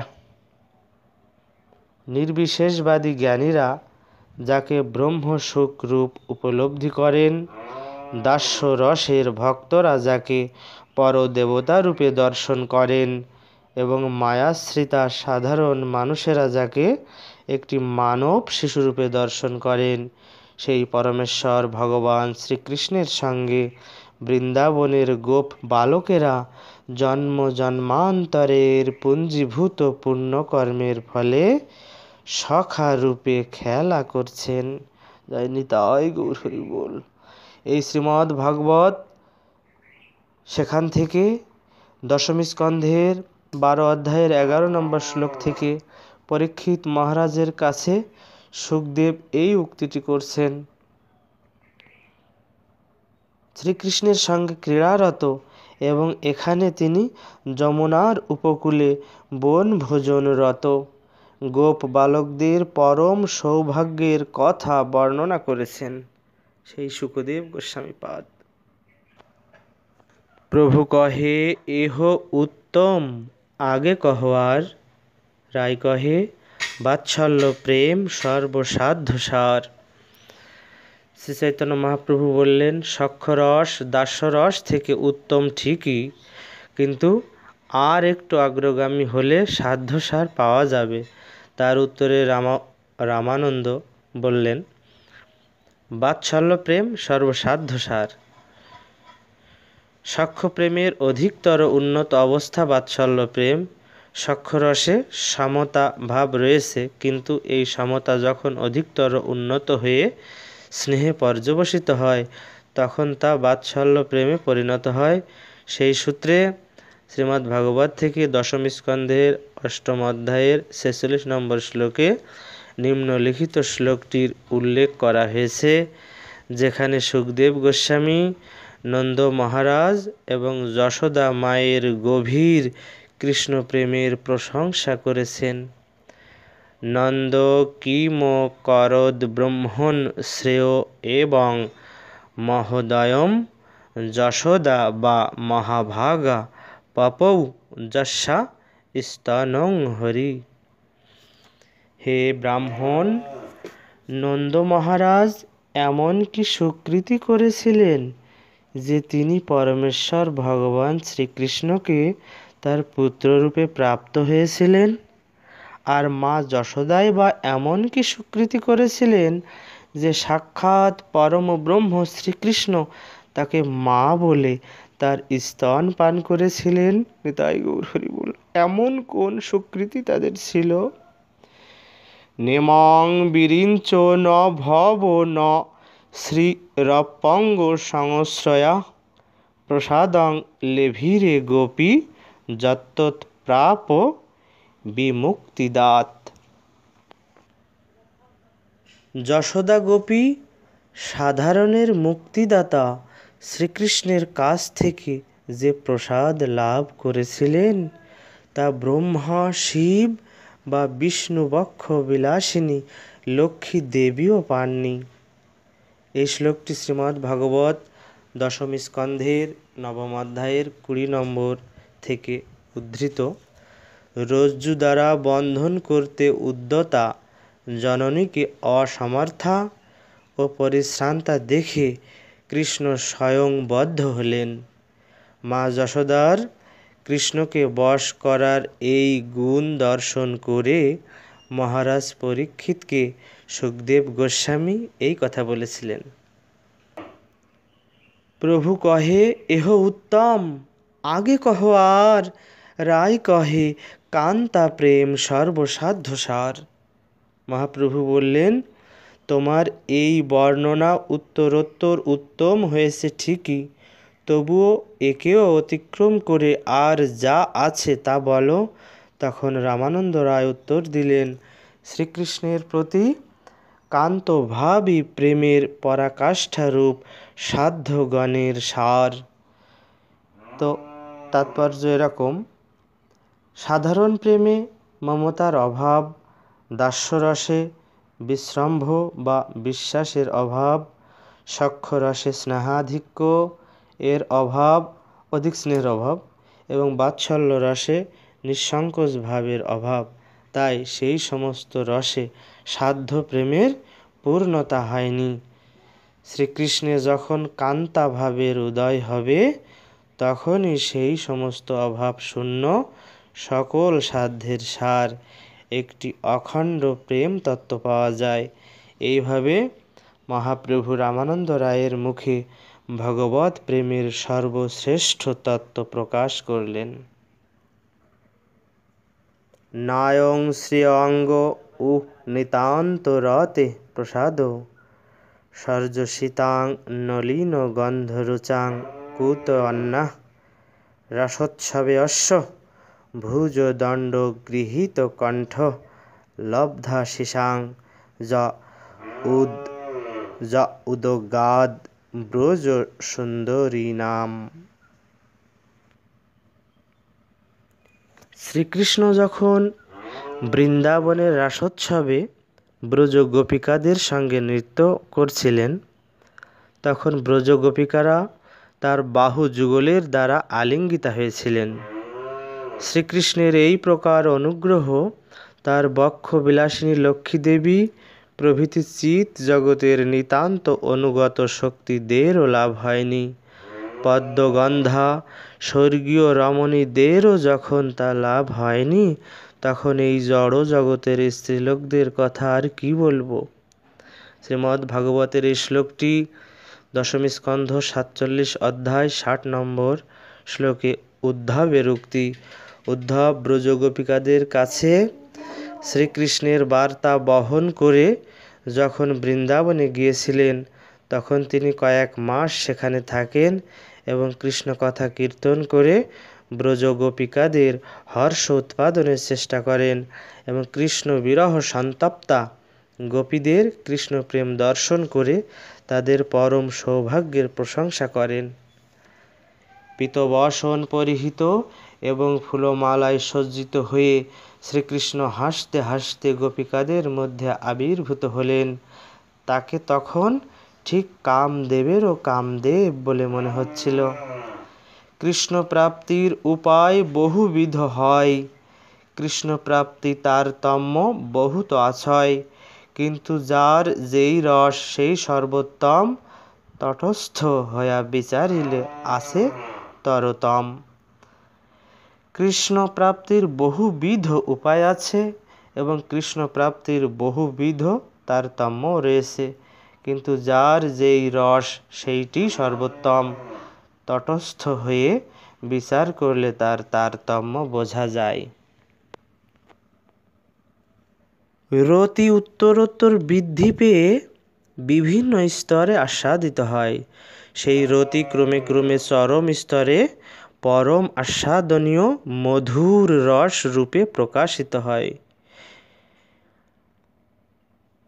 তো পূর্ব পূর্ব রসের গুণ পরে পরে হয় 2-3 গণনে পঞ্চ পর্যন্ত বাড়য়। পূর্ব রসের গুণ পরবর্তী রসগুলিতে বর্তমান, 2 তারপর 3 এইভাবে গণনা করে 5 পর্যন্ত তা বর্ধিত হয়। গুণাধিক্যে স্বাদাধিক্য বাড়ে প্রতি রসে, শান্ত দাস্য সখ্য বাৎসল্যেরও গুণ মধুরেতে বৈশে। কি বলছেন? গুণাধিক্যে স্বাদাধিক্য বাড়ে প্রতি রসে, শান্ত দাস্য সখ্য বাৎসল্যের গুণ মধুরেতে বৈশে। প্রতি রসে গুণের আধিক্যের সঙ্গে সঙ্গে স্বাদেরও আধিক্য বর্ধিত হয়। শান্ত দাস্য সখ্য এবং বাৎসল্য রসের সমস্ত গুণ মধুর রসে প্রকাশিত হয়। আকাশাদির গুণ যেন পর ভূতে, 2-3 ক্রমে বাড়ে পঞ্চ পৃথিবীতে। আকাশ, বায়ু, অগ্নি, জল এবং মাটি এই পঞ্চ মহাভূতের গুণ যেমন 1, 2, 3 করে ক্রমে ক্রমে বর্ধিত হয়ে ভূমিতে যেরূপ 5টি গুণই পূর্ণরূপে দেখা যায়, ঠিক সেরূপ পরিপূর্ণ কৃষ্ণপ্রাপ্তি এই প্রেমা হইতে, এই প্রেমার বশ কৃষ্ণ কহে ভাগবতে। এই ভগবত প্রেম থেকেই, অর্থাৎ বিশেষ করে মাধুর্য প্রেম থেকেই পূর্ণরূপে শ্রীকৃষ্ণের শ্রীপাদপদ্ম লাভ করা যায়। শ্রীকৃষ্ণ এই প্রেমের বশ, সেই কথা শ্রীমদ্ ভাগবতে বর্ণিত হয়েছে। তো জয় নিতাই গৌর হরি বল। মাধুর্য প্রেমের সর্বোৎকর্ষতা বিশ্লেষণ করার জন্য শ্রীল কৃষ্ণদাস কবিরাজ গোস্বামী আকাশ, বায়ু, অগ্নি, জল ও পৃথিবী এই পঞ্চ মহাভূতের দৃষ্টান্ত দিয়েছেন। আকাশে শব্দ বলে একটি গুণ আছে, বায়ুতে শব্দ ও স্পর্শ এই 2টি গুণ আছে, অগ্নিতে শব্দ, স্পর্শ ও রূপ এই 3টি গুণ আছে, জলে শব্দ, স্পর্শ, রূপ ও রস এই 4টি গুণ আছে, মৃত্তিকায় শব্দ, স্পর্শ, রূপ, রস ও গন্ধ অর্থাৎ মাটিতে এই 5টি গুণ আছে। এইভাবে দেখা যায় আকাশ আদি পরপর ভূতে ক্রমশ গুণের সংখ্যা বৃদ্ধি পাচ্ছে। অবশেষে পৃথিবীতে 5টি গুণই দেখা যাচ্ছে। তেমনি শান্ত দাস্য সখ্য বাৎসল্য ও মধুর রসে ক্রমশ গুণ বৃদ্ধি হয়ে মধুর রসে 5টি গুণই পরিপূর্ণভাবে পাওয়া যায়। অতএব পরিপূর্ণ কৃষ্ণপ্রাপ্তি মধুর বা শৃঙ্গার রস স্বরূপ প্রেমে পাওয়া যায়। শ্রীমদ্ ভাগবতে বলা হয়েছে, মধুর রসে উৎফুল্ল প্রেমে শ্রীকৃষ্ণ নিতান্ত বসন। সর্বশ্রেষ্ঠ মাধুর্য প্রেমের প্রতীক হচ্ছেন শ্রীমতী রাধা রানী। তাই রাধাকৃষ্ণের লীলায় আমরা দেখতে পাই যে শ্রীকৃষ্ণ সর্বদাই রাধা রানীর বশীভূত। ময়ি ভক্তির্হি ভূতা নামমৃত তায়, ভূতা নামমৃততায় কল্পতে, দৃষ্টা যদাসীন মহৎস্নেহ ভবতীনাং মদাপন। জীব আমার প্রতি ভক্তিযুক্ত হওয়ার ফলে অমৃতত্ব লাভ করে। হে ব্রজবালাগণ, তোমরা যে আমার প্রতি অনুরক্ত হয়েছ তা তোমাদের পক্ষে অত্যন্ত কল্যাণজনক, কেননা এই অনুরাগই আমাকে লাভ করার একমাত্র উপায়। শ্রীমদ্ ভাগবতের 10ম স্কন্ধের 82 অধ্যায়ের 44 নম্বর শ্লোকে এইটি বলা হয়েছে। মানব জীবনের পরম উদ্দেশ্য বর্ণিত হয়েছে এখানে। এই শ্লোকের 2টি শব্দ অত্যন্ত গুরুত্বপূর্ণ, ভক্তি এবং অমৃতত্ব। মানব জীবনের লক্ষ্য হচ্ছে অমৃতত্ব লাভ করা। সেই অমৃতত্ব লাভ হয় কেবল ভগবত ভক্তির মাধ্যমে। তো শ্লোক 90-এ কৃষ্ণের প্রতিজ্ঞা দৃঢ় সর্বকালে আছে, যে জৈছে ভজে কৃষ্ণ তারে ভজে তৈছে। তো শ্রীকৃষ্ণের একটি সাধারণ প্রতিজ্ঞা যে যিনি তাকে যেভাবে ভজনা করবেন তিনিও তাকে সেইভাবে ভজনা করবেন। প্রাকৃত লোকের বিচারে যিনি যেভাবে ভজনা করুন না কেন তিনি ভগবানকে পাবেন। এই ধরনের মানুষেরা বলে যে ভগবানের আরাধনা করার একটি মনগড়া পথ তৈরি করা যেতে পারে এবং সেই পথ অনুসারে ভগবানের আরাধনা করলেই ভগবানকে পাওয়া যাবে।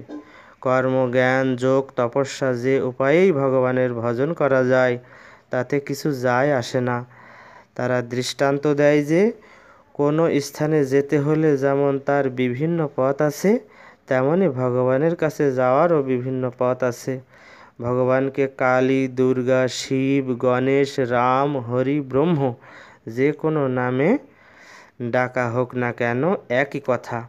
অথবা যেমন এক ব্যক্তির ভিন্ন ভিন্ন নাম থাকে এবং তাকে যে কোনো নামে ডাকলে তিনি উত্তর প্রদান করেন, তেমনি ভগবানের সম্বন্ধেও সেই একই কথা। কিন্তু এই সমস্ত কথা জড়বাদী মনোধর্মীদের মনোরঞ্জক হলেও সারগ্রাহী ব্যক্তিরা এই উক্তিকে সিদ্ধান্তপূর্ণ বলে মনে করেন না। ভগবদ্গীতায় 9ম অধ্যায়ের 25 নম্বর শ্লোকে শ্রীকৃষ্ণ স্পষ্টভাবে বলেছেন, জানতি দেবব্রতা দেবান পিতৃন জানতি পিতৃব্রতা ভূতানি জানতি ভূতেজ্জা জানতি মদ যাজিন ও পিমাম।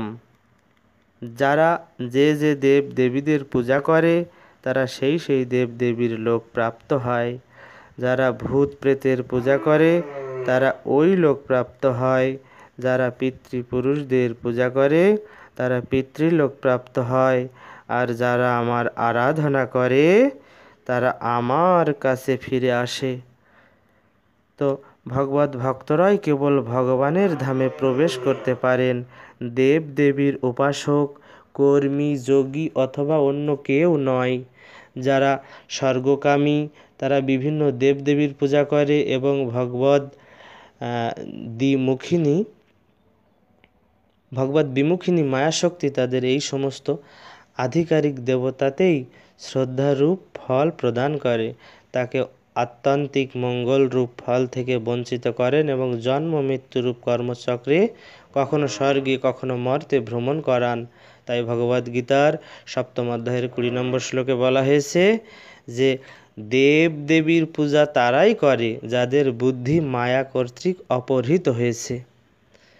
জড় ভোগ বাসনার দ্বারা যাদের মনোবৃত্তি বিকৃত হয়েছে তারাই বিভিন্ন দেব দেবীর শরণাগত হয় এবং তাদের স্বীয় প্রকৃতি অনুসারে বিভিন্ন প্রকার অর্চনের বিধি অবলম্বন করে। স্বর্গলোকে উন্নীত হলেও তার ফল ক্ষণস্থায়ী এবং সীমিত। অল্প বুদ্ধিসম্পন্ন মানুষেরা দেবদেবীর পূজা করে, তার ফলে তারা যা ফল প্রাপ্ত তা ক্ষণস্থায়ী এবং সীমিত। যারা দেবদেবীর পূজা করে তারা সেই সমস্ত দেবদেবীর লোকে গমন করে, কিন্তু আমার ভক্তরা আমার পরম ধাম প্রাপ্ত হয়। ভগবদ্গীতার 7ম অধ্যায়ের 23 নম্বর শ্লোকে বলা হয়েছে, স্বর্গলোক বা এই জড় জগতের অন্য কোনো গ্রহ, সেই গ্রহে গেলেও নিত্য জীবন, পূর্ণ জ্ঞান এবং পূর্ণ আনন্দ লাভ হয় না। এই জড়া প্রকৃতির যখন লয় হবে তখন সমস্ত জড় উন্নতিও শেষ হয়ে যাবে। শ্রীকৃষ্ণ ভগবদ্গীতায় বলেছেন, যারা তার প্রেমময়ী সেবায় যুক্ত তারাই কেবল চিৎ জগৎ বা ভগবত ধামে ফিরে যাবে, অন্য কেউ নয়। ভক্তা মামভিজানাতি যাবান যশ্চাস্মি তত্ত্বতো তত মাং তত্ত্বত জ্ঞাত্বা বিশতে তদনন্তরম।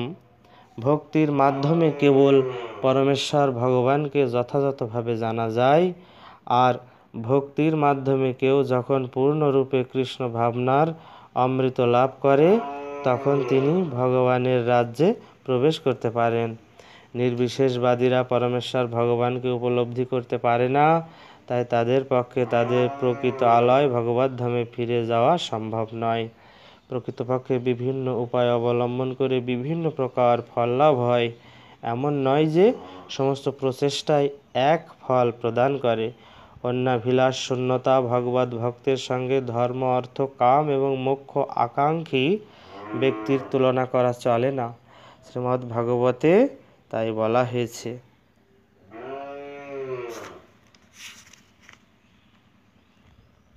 তো যাই হোক, প্রথম